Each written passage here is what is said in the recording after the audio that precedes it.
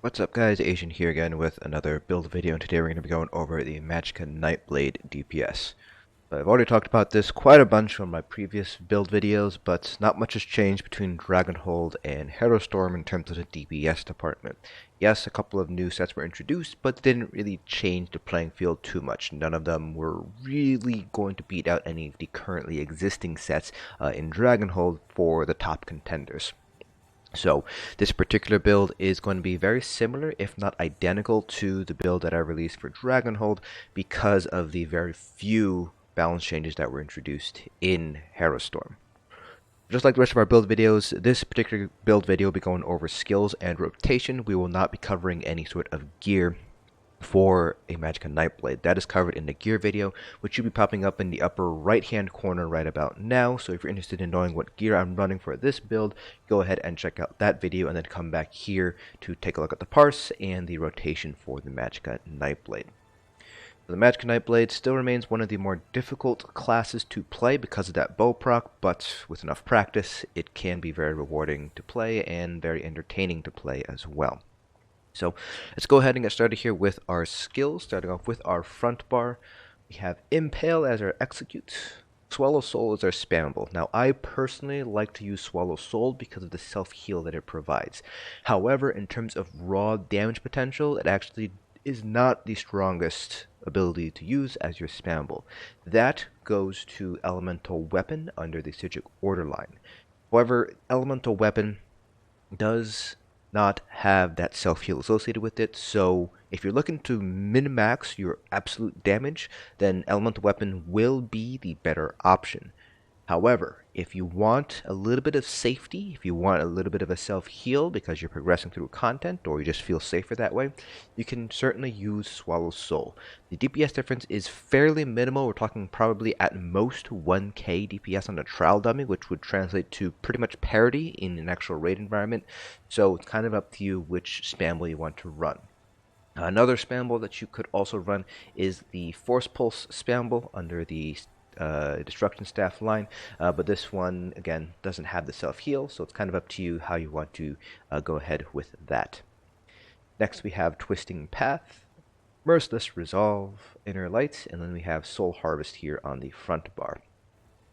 On our back bar we have Dark Shade, Unstable Wall of Fire, Crippling Grasp, Siphoning Attacks, Barbed Trap for the minor force. If you are not able to within melee range to get Barbed Trap to go off, then you can run Channel Acceleration under the Sigic order line. Then we have Soul Harvest again. Now, in an actual raid environment, you might not need to run Siphoning Attacks. This is here to help out our sustain. For a trial dummy, I found that I do need to use Siphoning Attacks at least occasionally in order to fully sustain a light attack rotation, but in an actual raid we will have more sources of sustain, things like Symphony of Blaze, the Master's Restoration Staff, so we might not need to use Siphoning Attacks if that is the case. So, if you don't need to run Siphoning Attacks because you have plenty of sustain from other sources, you can replace this ability with numerous abilities that you might want to consider running. So, for example, where is it here? If you need a shield, for example, you can run Harness Magic or Dampen Magic. Now, the good thing with Magicka Nightblades is if you are running Swallow Soul, you might not need the shield, but it's always nice to have that option there, so either morph is fine. In terms of other damage abilities you might want to consider instead of Siphoning Attacks, you can go with either morph of Soul Trap, consuming for the single target, Soul Splitting for the cleave. You could run something like Degeneration or Structured Entropy here. Kind of up to you which morph you want to go for here. Structured Entropy gives you the heal, Degeneration gives you major sorceries, so you might not need to use things like spell power potions for trash pulls or in dungeons, for example. Let's see what else. You also have Mystic Orbs, which is really great for large bosses because it'll tick continuously on the boss. All 20 ticks will tick on the boss if the boss is large enough. So you do have a few options here if you don't need to run Siphoning Attacks. You could also, if you want to keep Siphoning Attacks, replace another ability. I would probably end up replacing Crippling Grasp with any of the abilities that I mentioned earlier. So Mystic Orb, Degeneration, Soul Trap, etc. Shield. This is the other ability that I would consider swapping out if you want to keep Siphoning Attacks for the sustain. So that pretty much covers it for skills. Now let's go ahead and talk about the rotation. Not much has changed between now and Dragonhold and Harrowstorm. Rotation pretty much remains the same. Bars are pretty much almost identical. The main thing is we will be basing our rotation around the Merciless Resolve proc, so that is the bow proc that we get. So definitely is going to be slightly dynamic, probably very dynamic depending on how the fight goes for you in an actual trial environment. In a trial dummy, you know, it's a static condition, so it's going to be a little bit static, but in an actual raid environment, you have a lot of mechanics going on, so this might end up throwing off your rotation a little bit here. So generally speaking, just make sure to pre-buff with everything you need, open up with your source of minor force.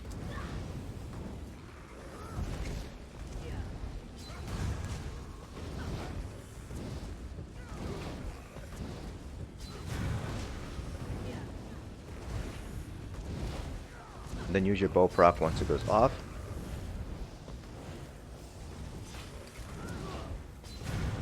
See if I can get a condition where I need to break my back by rotation here. Might not happen, but we'll find out.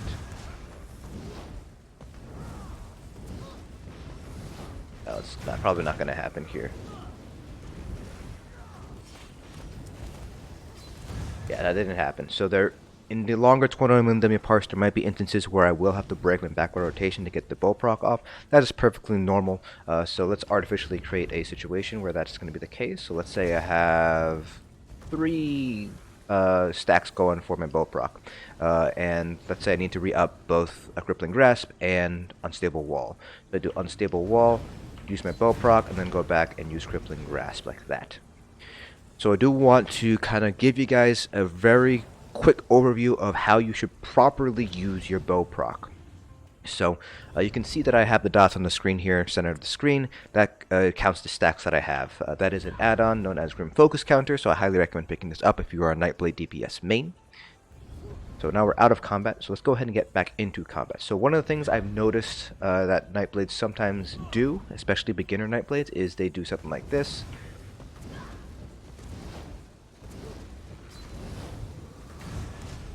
Did you guys notice what was wrong there? So I'll do it again, a little bit slower.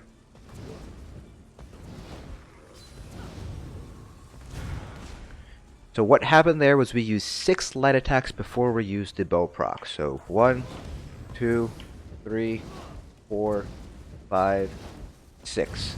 That is something that you want to avoid, because once you get the bow proc to happen after the 5th light attack, you can't gain more stacks. So the 6th light attack, for example, doesn't count towards your next bow proc. So you want to make sure to shoot the bow proc right when you get that 5th stack. So what you should be doing is something like this, and I'll go slowly and then you'll see it at full speed. 1, 2, 3, 4, 5. So you can see there that I did light attack ability, light attack ability, light attack ability, light attack ability. That's my 4th light attack. And then for my 5th light attack, instead of doing light attack ability, I used light attack bow proc. Now you want to be a little bit careful here, mainly because if you're a little bit too quick on the light attack bow proc on that 5th light attack, sometimes you just end up rebuffing yourself rather than actually using the bow proc. So give yourself a little bit of time, but if you're within melee range, it should be almost instantaneous. If you're farther away, you might need to give yourself a little bit of lead time, like half a second or so, before you use your bow proc. This way, you are conserving that 1 light attack, that 6th light attack that we mentioned earlier, and that'll be used towards generating the next stack for your next bow proc. So it's very similar to like a sorcerer with crystal frags, where you don't necessarily want to waste anything, any sort of light attacks before for your bow proc. So make sure to do that. 4 light attacks, 5th light attack into a bow proc. So at full speed, it would look something like this.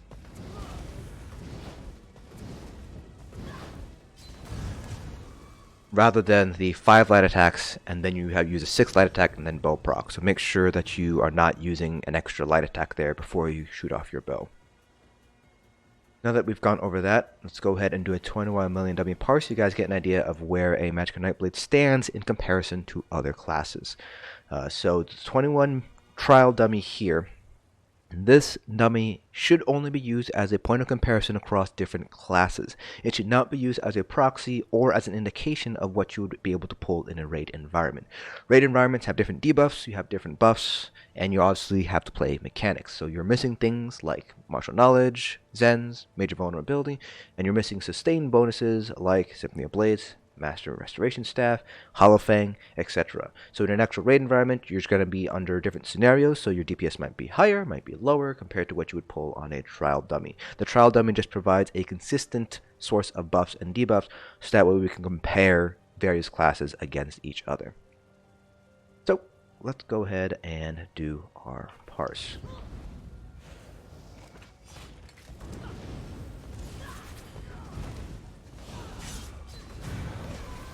One thing I will mention here is that Soul Harvest does have a cast time. Don't try to bar swap it on the back bar.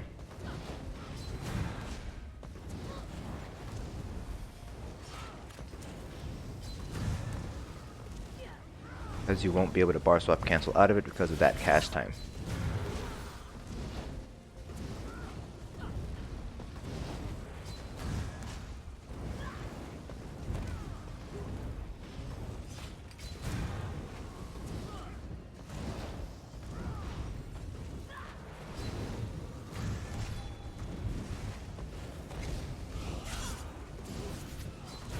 One thing you might also want to consider doing, I keep missing my light attacks,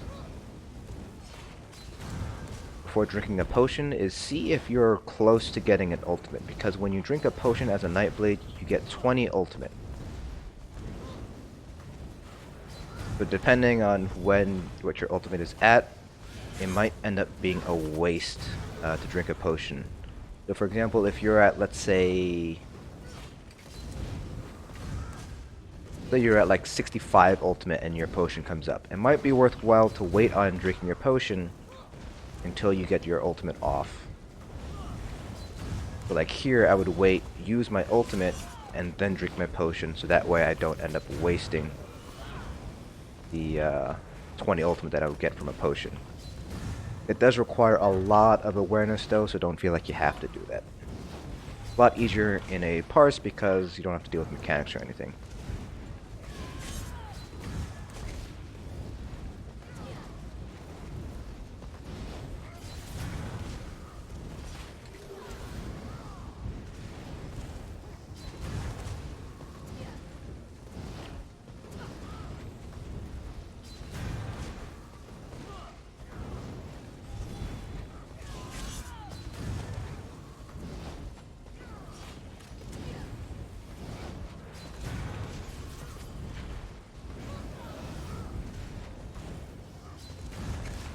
Once we get to Execute, which for Nightblades is 25% health, we will be swapping out Swallow Soul for Impale. We will also be dropping Crippling Grasp and Dark Shade in Execute. So we're only maintaining Blockade, Twisting Path, and our source of Minor Force. I'm messing with my rotation a little bit here as I'm talking.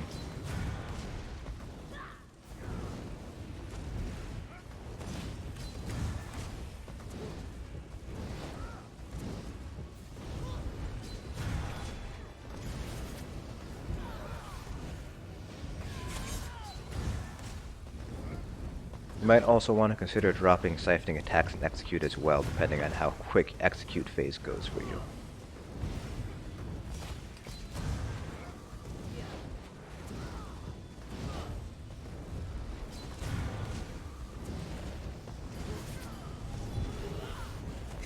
We're in Execute range, so we're going to be using Impale. Make sure to keep using your bow proc.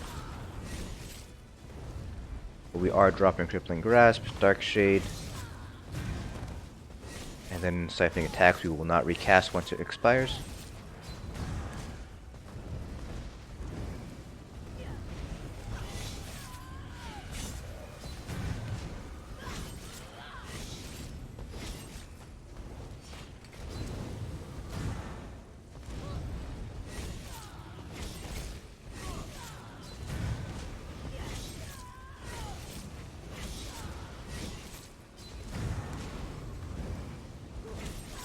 We won't recast our dots now since we're so close to the end. So there we go, that is your Magicka Nightblade Parse there. Unfortunately, Comment Metrics is not doing live reporting for DPS, but here we are, we pulled 80.5k, just over 80.5k, so pretty decent overall. Again, very similar to what we were able to pull in Dragonhold, again, because not many balance changes took place in Harrowstorm. So pretty complicated. I find Nightblades to be very enjoyable to play. Unfortunately, the DPS is slightly lacking a little bit, especially when you compare it to things like Magicka Templar's potential, especially Magicka Necromancers. So you probably won't be seeing many Magicka Nightblades in the endgame environment, but they are still capable of pulling very high DPS in the right hands. They're just a little bit complicated to play, so it's hard for me to make a recommendation for new players to play Magicka Nightblades right off the bat. Because of the necessity of being very good at light weaving in order to make the most use out of the Assassin's Will proc. But that concludes this build video. If you guys have any questions, feel free to leave them down in the comment section below. I'll try to answer them to the best of my ability. Hope you guys enjoyed, and I'll see you guys in the next dungeon.